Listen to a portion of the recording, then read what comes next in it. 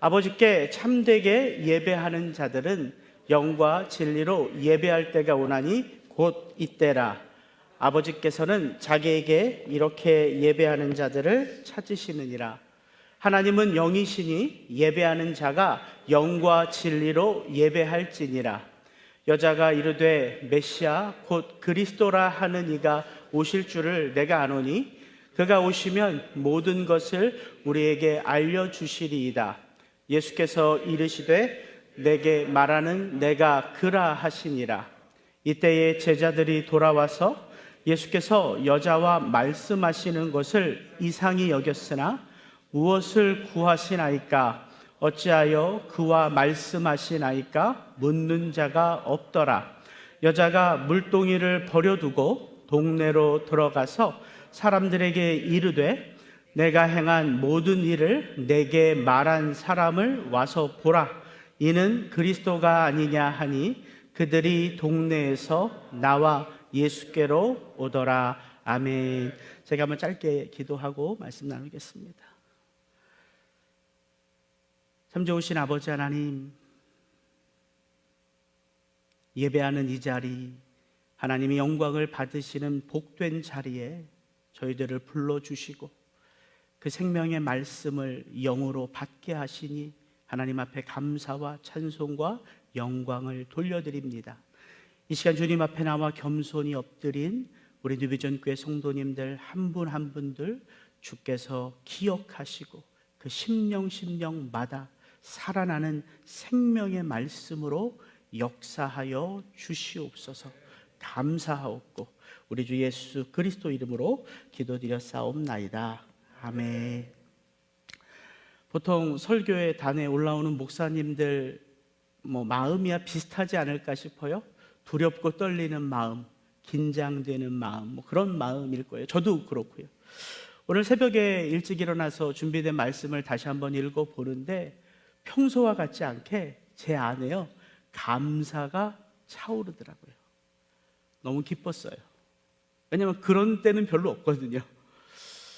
아마 저를 기억해 주시고 불러주시고 또 사랑으로 환대해 주시는 그 우리 성도님들 또 우리 목사님들의 마음이 그렇게 마음 가운데 느껴졌기 때문인 것 같아요. 코로나로 인한 팬데믹의 시대를 우리가 지나오면서 여러 가지 것들을 경험하고 있죠. 그 수많은 변화들 가운데 하나가 바로 예배에 대한 인식이 우리가 많이 바뀐 것 같지 않습니까? 몸이 건강하고 내 마음에 예배에 대한 갈망이 있으면 언제든 가서 드리면 되었던 예배였어요. 그러나 몸이 건강하고 마음에 예배에 대한 간절함이 있어도 예배를 드릴 수 없는 상황을 우리가 만났지요.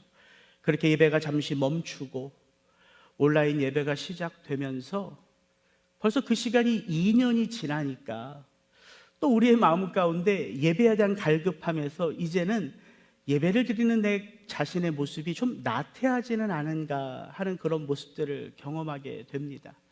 그래서 저희 교회는 올해 표어를 True Worshiper, 참 예배자 이렇게 정하고 우리 안에 회복되어야 할 예배, 그리고 진정 하나님이 찾으시는 예배는 무엇인가 말씀 안에서 매주 돌아보고 있습니다. 그래서 오늘 이 아침 저와 여러분이 늘 들었던 말씀이지만 그 말씀 속에 힘이 있음을 믿고 우리가 익히 잘 아는 요한복음 4장의 말씀을 통하여 함께 우리의 예배를 돌아보기를 원합니다. 우리가 요한복음 4장을 열면 한 여인을 만나죠. 설교를 얼마나 많이 들었겠습니까, 여러분들? 너무 익숙한 여인이죠. 사마리아 수가성 여인. 예수님과 이 여인이 나눈 대화를 듣고 있으면 이 여인의 지나온 삶을 추측할 수 있어요. 이 여인은 지난 삶 가운데 5명의 남자로부터 버림을 받았습니다. 지금 있는 남자도 정식 남편은 아니에요. 지금보다 훨씬 더 보수적일 것 같은 당시 사회에서 분명 이 여인은 아웃사이더였을 것입니다. 그래서 그런지 요한은 이 유명한 여인의 이름을 밝히지 않습니다. 비교해서 보면 요한복음 3장에 보면 한밤중에 몰래 예수님을 찾아온 그 남자의 이름은 1절부터 밝히고 있거든요. 니고데모라고. 아마도 이 여인이 사회적으로 소외되었고 도덕적으로 문제를 안고 있고 이 여인 자체도 삶의 소망의 끈을 놓은 채 살아가는 여인이기 때문에 그렇게 이 여인을 좀 덮어주고 싶었던 것은 아닐까 하는 생각도 하게 됩니다. 예수님은 바로 이러한 여인과의 대화를 통하여 하나님이 찾으시는 참 예배자는 누구인가? 하나님 앞에 드려야 할 참 예배는 무엇인가? 저와 여러분에게 말씀해 주시기 전에 이런 삶을 살아가고 있는 여인을 참 예배자로 빚어가십니다. 여러분, 이게 은혜 아니겠어요? 예배는 이런 거다 말씀하시는 게 아니라 그렇게 살아가고 절박하게 살아가는 한 여인을 예배자로 만들어 가시는 스토리가 요한복음 4장의 스토리예요. 그래서 우리가 요한복음 4장을 열고 그 스토리를 읽어가면 이 이야기는 복음이 되어 우리 안에 깊이 새겨지는 것이지요. 오늘 이 여인이 예수님을 만나서 체험했던 그 체험, 오늘 하나님 앞에 겸손히 나와 예배하는 저와 여러분 모두가 체험되어지는 귀한 축복이 있기를 바랍니다. 하나님을 향한 예배는 우리의 의지가 아니라 그분의 사랑 안에서 시작됩니다.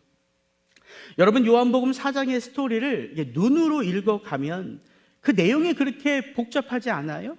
예수님이 예루살렘에서 유월절을 지내시고 다시 그 사역의 본거지인 갈릴리로 올라가시면서 늘 다니시던 요단 동편의 길을 따라 올라가시는 것이 아니라 유대인으로서는 잘 다니지 않던 사마리아 땅을 지나서 올라가려 하세요. 급히 올라가시다가 목이 말라 우물가에 앉으셨습니다.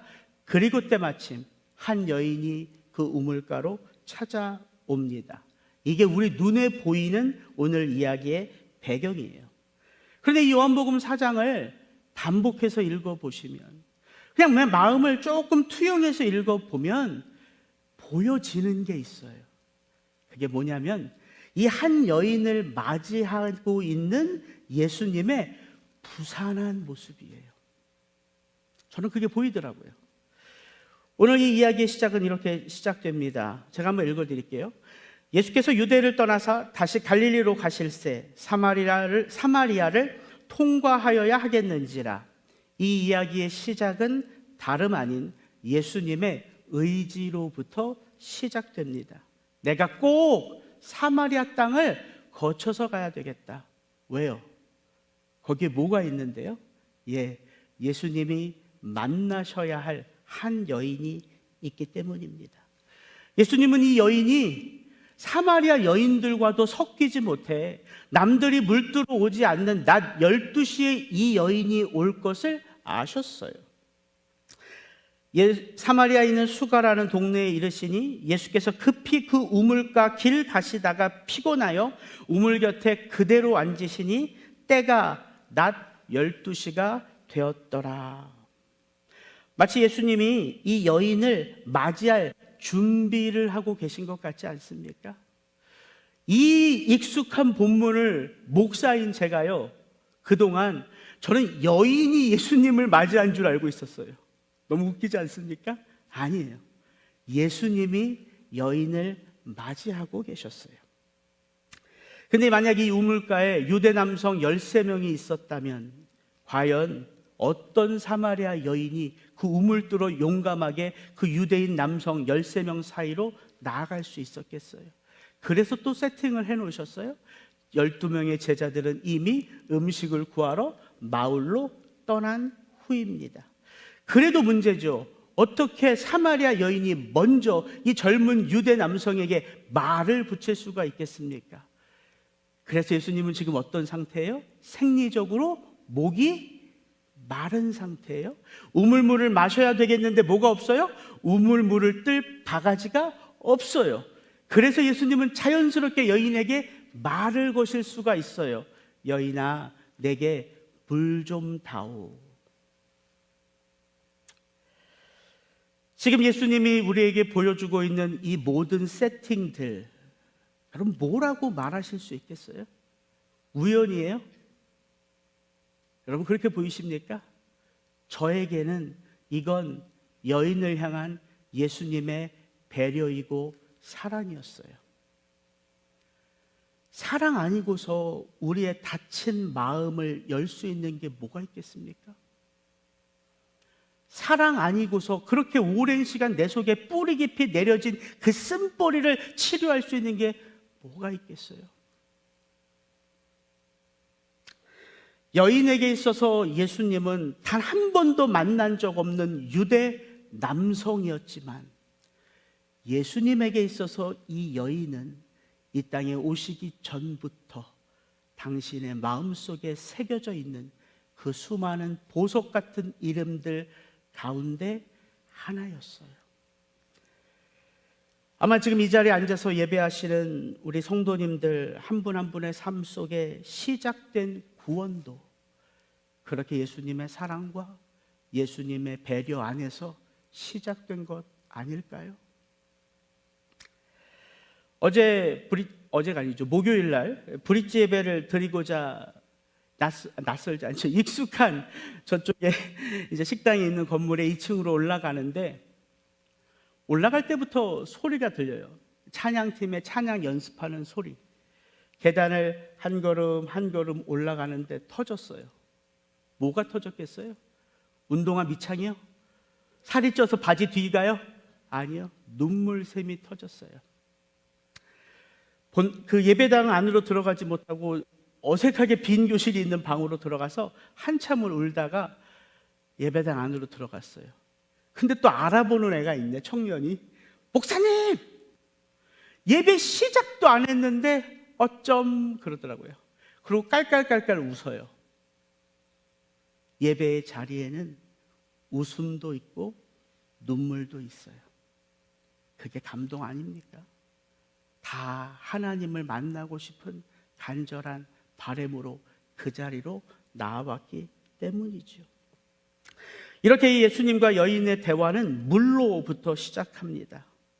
어찌하여 사마리아 여자인 나에게 물을 달라이까 하니 예수께서 대답하여 이르시되 내가 만일 하나님의 선물과 또 내게 물 좀 달라 하는 이가 누구인 줄 알았더라면, 내가 만일 내 앞에 서 있는 내가 누구인 줄 알았더라면, if예요, if. 여러분 지나온 인생을 한번 돌아보세요. 그때 내가 만약 우리 아버지가, 우리 어머니가 그렇게 일찍 돌아가실 줄 알았더라면, 그때 내가 툭 하고 내뱉은 그 한마디가 내 아내에게, 내 아이들에게 그렇게 오랜 시간 상처로 남아있을 줄 알았더라면, 그때 내게 주어진 이 시간이 나와 가족들이 함께할 가장 복된 시간인 줄 알았더라면, 여러분 그렇게 행동하셨겠어요? 그렇게 말씀하셨겠어요? 그렇게 그 인생 허비하셨겠어요? 그러지 않았겠죠. 그런데 이 여인도 저와 여러분도 우리의 삶에 일어나는 모든 일들을, 우리의 삶에서 만나는 모든 만남을 우리는 다 이해할 수 없고 헤아릴 수 없는 그런 존재들입니다. 그래서 누가 이 여인을 찾아왔다고요? 예수님이요. 그래서 복음의 주체는 내가 될 수 없어요. 항상 예수 그리스도입니다. 이 여인은 몰라요. 당신 앞에 서 있는 이 청년이, 이 유대 남자가 진정 모든 사람들이 알아봐야 할 참빛이요, 참떡이요, 참 생명이요, 참 포도나무요, 참 하나님이신 것을 몰라요. 그래서 예수님이 그 모든 유대의 관습을 뚫고 이 여인의 삶 속으로, 그리고 저와 여러분의 그 문제 속으로 성큼성큼 들어오신 거예요. 예배는 그 예수 그리스도를 맞이한 사람들의, 그래서 진지한 전심의 반응인 것입니다. 요한은 그의 복음서를 기록하면서 이 참이라는 헬라어 단어를 자주 쓰더라고요. 이게 뜻이 참, 진리, 오름이라는 뜻도 있고요. 또 이런 뜻도 있어요. 그림자가 아닌 실체. 참예배, 참빛, 참떡, 참생명, 참제자, 참포도나무, 참이스라엘, 이렇게 많은 곳에서 요한은 이 참이라는 단어를 쓰면서 그것이 진리고 옳음이라는 의미로 우리에게 다가와 준 것도 있지만, 또 하나 이 예수 그리스도는 실체라, 그림자가 아니라, 모형이 아니라 실체임을 강조하고 있는 거예요. 여러분, 참 빛이 있다면, 이 땅 가운데 그 참 빛이 오셨다면 이 땅에 무엇도 있을 수 있어요? 거짓된 빛도 있을 수 있는 거예요. 참떡이신 예수 그리스도가 이 땅에 오셨다면 이 땅에 무엇도 있을 수 있어요? 먹어도 배부르지 않는 거짓된 떡도 있을 수 있다는 것이죠. 요한은 우리에게 그 실체이신 예수 그리스도를 그렇게 가르쳐주고 싶었던 것은 아닌가 싶어요. 참 생명이고 참 빛이고 참 떡이신 분이 이 여인 앞에 서니까 드러나는 게 있어요. 뭐가 드러날까요? 빛 가운데 뭐가 드러나요? 우리의 삶이 드러나죠. 그래서 예배는 그 빛 가운데서 나의 참 필요를 보게 합니다. 여러분, 이게 예배의 가치예요. 예배는 나의 만족과 나의 필요를 채우는데 목적이 있지 않습니다. 오히려 진정한 예배는 나의 필요가 오직 하나님 한 분이신 것을 계속해서 체험해 가는 거예요.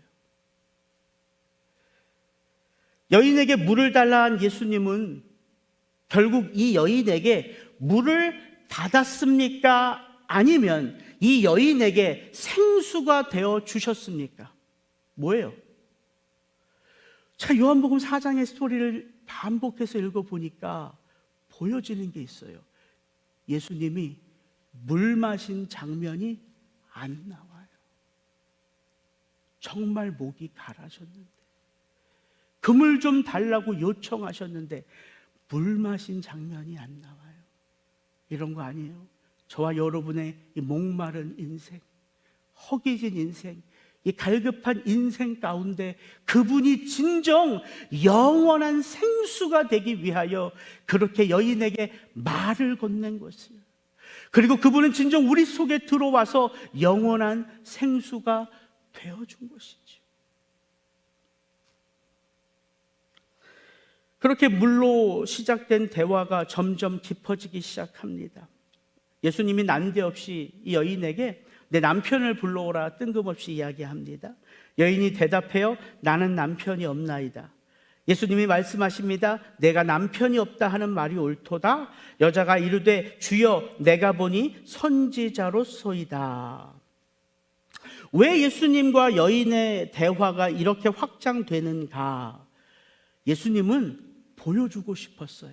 이 여인에게 지금 네가 붙들고 있는 게 실체가, 진짜가, 참이 아니야. 그래서 그렇게 대화가 이어지는 거예요. 유대 사회에서, 물론 이 사마리아 사회지만 남자 없이 여자가 살아갈 수 없는 그런 형편이고 상황이에요. 그래서 이 여인은 어쩔 수 없이 누구를 기대해야 해요? 남자를 찾아야 해요.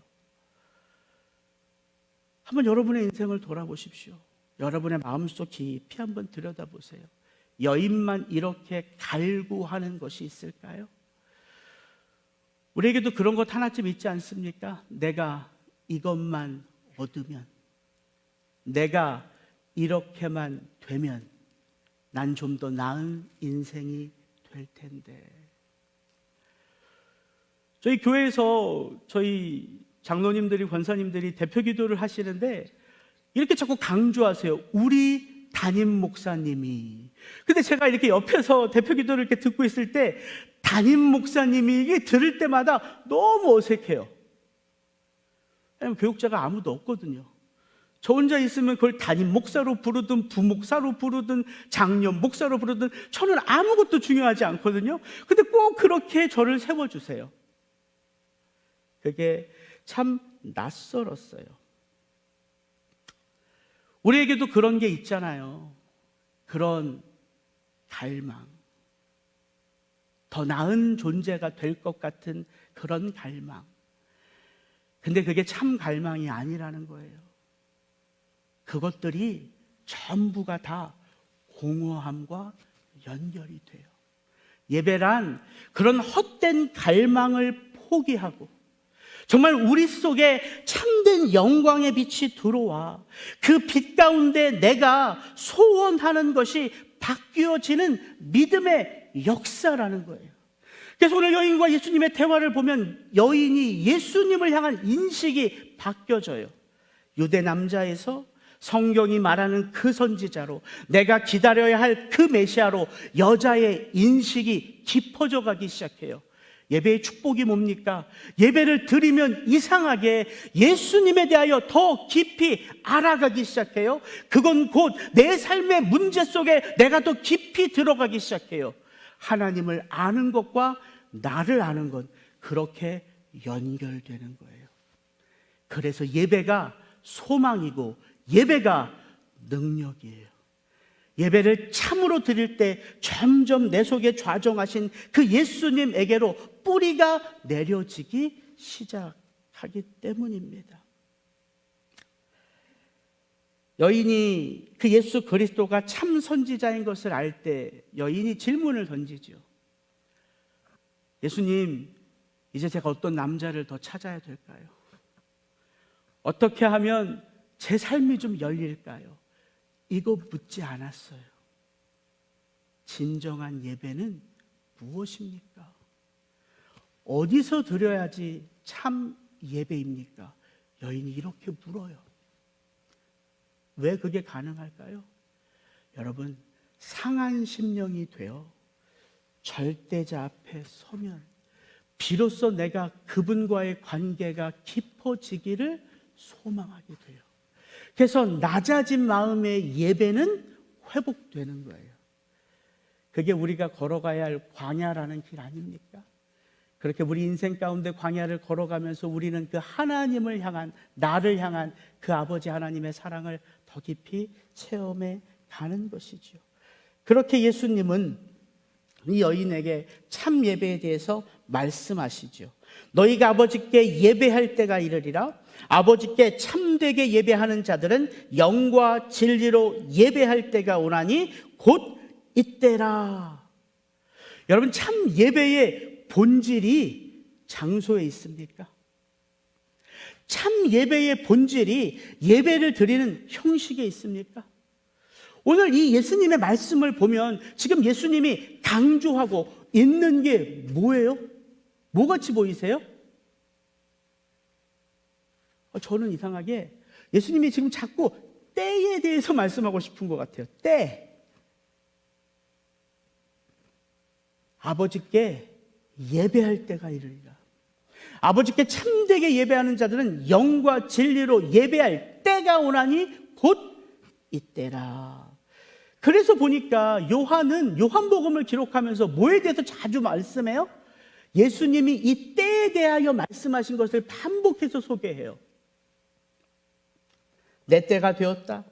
내 때가 아직 이르지 아니하였다. 인자가 영광을 얻을 때가 왔다. 아버지여 때가 이르렀사오니 자기가 세상을 떠나 아버지께로 돌아가실 때가 이른 줄 아시고. 지금 예수님이 말씀하시는 바로 이때, 하나님을 향하여 참된 예배가 드려지는 이때는 어느 때예요? 예수님의 십자가의 때예요. 그분이 십자가를 지심으로 이 땅의 모든 죄인이 의인으로 하나님의 자녀로 받아들여지는 때, 그때 비로소 참 예배가 드려진다는 거예요. 저와 여러분이 그런 의미에서 얼마나 복된 예배자입니까? 우리의 예배를 하나님이 참 예배로, 진리의 예배로 받아주신다는 거예요. 그렇게 복음에 실체되고 예배의 주인 되신 그 예수 그리스도와 이 상한 심령의 여인이 인카운터했어요. 하나 되었어요. 그때 비로소 이 여인의 삶은 새롭게 시작됩니다. 이 여인의 삶의 모습 같이 한번 읽어볼까요? 우리 28절 30절은 같이 한번 읽습니다. 시작. 여자가 물동이를 버려두고 동네로 들어가서 사람들에게 이르되 내가 행한 모든 일을 내게 말한 사람을 와서 보라. 이는 그리스도가 아니냐 하니 그들이 동네에서 나와 예수께로 오더라. 너무나 익숙한 요한복음 4장의 스토리를 읽어가면 저에게 참 감명 깊게 다가오는 단어 하나를 찾으라면 저는 다른 게 아니라 저 물동이를 버려두고 이거예요. 여자가 실제 물동이를 버려둔 거 아니겠지요. 근데 왜 요한은 저렇게 표현했을까? 물동이를 버려두고, 이런 의미일 거예요. 여자가 물들어 온 것도 잊어버리고, 그의 삶에 가장 중요한 게 바뀌었어요. 그의 삶에 가장 필요한 게 바뀌었어요. 여자가 그 물동이도 잊어버린 채 어디로 가요? 늘 어울리지 못했던 그 사람들에게로 가요. 이게 예배의 축복입니다. 여러분, 이거 훈련받아서 되는 거예요? 이거 예수님이 권면해서 되는 거예요? 이거 여인의 의지로 되는 거예요? 아니요. 이거 성령 안에서 되는 거예요. 성령은 우리로 누구를 보게 해요? 예수 그리스도를 보게 해요. 이 여인이 지금 그가 어울리지 못했던 그 여인들에게로, 그 사람들에게로 나아가는 것은 그 여인에게 있어서는 장벽을 뚫는 거예요. 마치 예수님이 그 모든 장벽을 뚫고 이 여인을 찾아오신 것처럼, 그렇게 하나님은 이 세상을 하나님을 향하여 온전히 예배하는 자들을 통하여 바꿔가세요. 저희는 새벽 기도가 없어요. 그래서 제가 좀 편하게 목회 생활을 하는 것 같은데, 가끔 이제 새벽에 기도하면 뉴비전 교회 새벽 기도 하셨던 성도님들이 생각이 나요. 불이 꺼지고 앉아서 기도하지 못하는 분들은 옆으로 나와 엎드려 기도하시고, 그렇게 그 자리에 눈물을 쏟고 마음을 쏟고, 본인의 문제만 쏟겠습니까? 목회자들을 위하여, 교회를 위하여, 어려운 이 시대를 위하여, 떠나온 고국을 위하여 기도하시는 그 한 분 한 분들이 생각날 때마다 교회는 기도하는 분들이 세워가는 거지. 교회는 하나님의 마음을 체험하는 분들이 세워가는 거지. 나도 새벽 기도는 없지만 그분들을 쫓아서 그렇게 기도해야 되겠구나, 이렇게 마음을 다질 때가 있습니다. 여러분을 축복합니다. 2022년 이 하반기 여러분이 예배하는 이 예배의 자리에 하나님께서 길을 열어주시기를 축복해요. 예배의 자리에 나오신 한 분 한 분들에게 하나님이 생명의 말씀을 심어주시기를 축복해요. 그리고 그렇게 그 말씀을 붙들고 그렇게 길이 열려 나아가는 그 한 분 한 분들에게 하나님이 찾아가야 할 분들을 보여주시기를 주의 이름으로 축복합니다.